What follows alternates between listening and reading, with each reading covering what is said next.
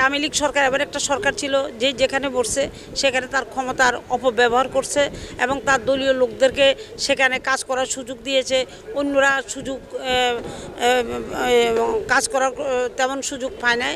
তা আমি মনে করব আসলে এই আধিপত্য থেকে দেশকে রক্ষার জন্য, গণতন্ত্রকে উদ্ধার করার জন্যই তো এই আন্দোলনটা, আজকে সবাই মিলে এই আন্দোলনটা করছে। তাই আমি মনে করি একটা নির্বাচন হলে এই নির্বাচনের মধ্যে দিয়ে শান্তি শৃঙ্খলা দেশে ফেরত আসবে, আমাদের তারুণের অহংকার তারেক রহমান ফেরত আসবে, আমাদের দেশনেত্রী বেগম খালেদা জিয়ার প্রতি যে অবিচার করা হয়েছে সেখান থেকে মুক্তি পেয়েছে এবং বাকি মুক্তিটা যদি নির্বাচন হয় সেখানে পাওয়া যাবে। আসসালামু আলাইকুম, আল্লাহ হাফেজ। আসলে আমরা দীর্ঘদিন নগর ভবনে নির্বাচিত প্রতিনিধি ছিলাম, দীর্ঘদিন যাবৎ।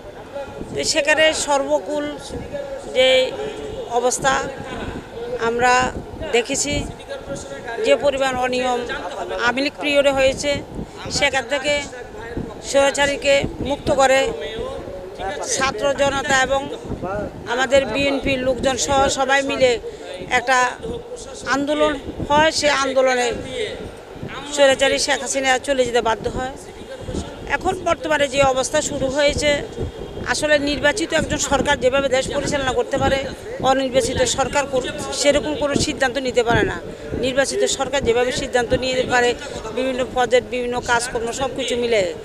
তা আমাদের এখানে একটা জিনিস দেখলাম, আসলে ইশরাক হোসেন তৎকালীন সময় যে মামলা করেছিল, সে মামলার রায় পেয়ে তিনি যে এখানে মেয়র হিসাবে তিনি শপথ নেবেন, কিন্তু শপথের সময় তার প্রতি যে অবিচার করা হয়েছে এবং তার গণতান্ত্রিক অধিকার সেই পায় নাই। সে একজন মুক্তিযোদ্ধার ছেলে হিসাবে যেটুকু গণতান্ত্রিক অধিকার পাওয়ার কথা ছিল সেইটুকু পায় নাই। কী কারণে এখানে এই সরকার তাকে শপথের জন্য রায় পাওয়া সত্ত্বেও শপথ করানো হয় নাই এবং ঢাকাবাসী এক হয়ে আজকে আন্দোলন করতেছে।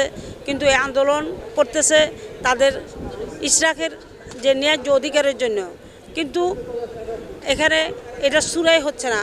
সিটি কর্পোরেশন এমন একটি জায়গা, এখানে বার্থ সার্টিফিকেট হয়, এখানে মৃত্যু সনদ হয়, এখানে বিভিন্ন কার্যক্রম ট্যাক্স দেওয়া হয়, বিভিন্ন কার্যক্রম এখানে পরিচালিত হয়, কিন্তু এগুলা ব্যাঘাত হচ্ছে। সরকার এইদিকে কোনো কর্ণপাত করতেছে না।